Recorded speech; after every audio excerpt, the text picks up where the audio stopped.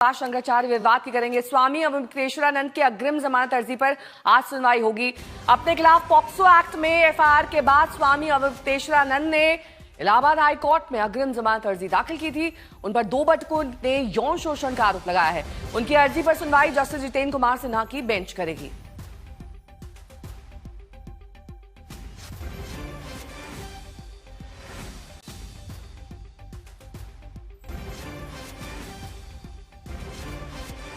जो वो समय कह रहे हैं, अब देखिए अभी ये सब फैक्ट की बात आ जाएगी, तो अब फैक्ट हम पब्लिक में कहें कि कोर्ट में कहें।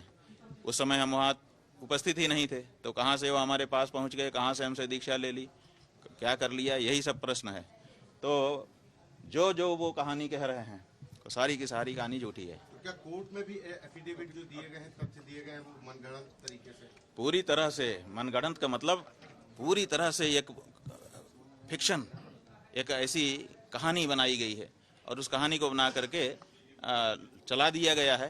तो वो बच्चे बेचारे, पहली बात तो ये है कि जितना सिखाया पढ़ा गया है उतना बोल रहे हैं, उतना ही सिखाया पढ़ा। उनको क्या पता कि कौन सी चीज़ कहाँ है, आप लोग तो पकड़ लिए। दूसरी बात यह है कि वो बच्चे वही हैं, ये कौन वेरीफाई करेगा। और स्वामी अवधेश्वरानंद पर पॉक्सो एक्ट के तहत मामला दर्ज किया गया, लेकिन अब तक गिरफ्तारी तो दूर, पुलिस ने पूछताछ भी नहीं की। ऐसे में कई सवाल उठ रहे हैं।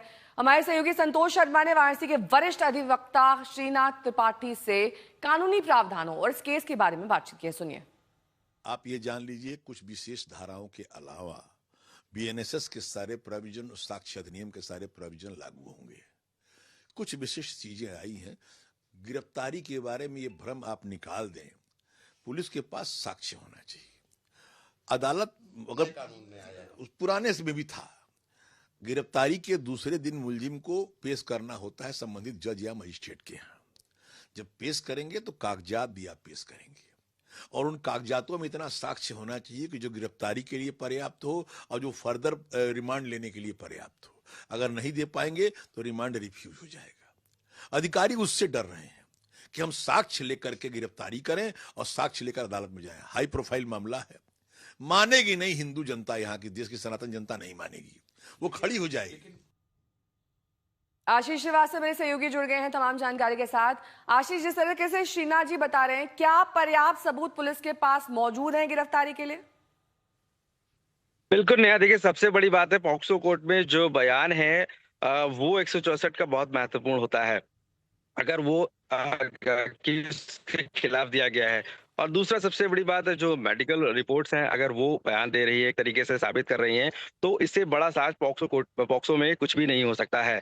और सबसे बड़ी बात है कि जो एंटीसिपेटरी बेल के लिए जिस तरीके से पहुंचे हैं हाई कोर्ट में, तो वो उसके लिए आप पहले से खुद एक तो स्वयं जाना चाहिए, ना कि किसी अपने शिष्या को नाम से एंटीसिपेटरी बेल फाइल किया जाना चाहिए।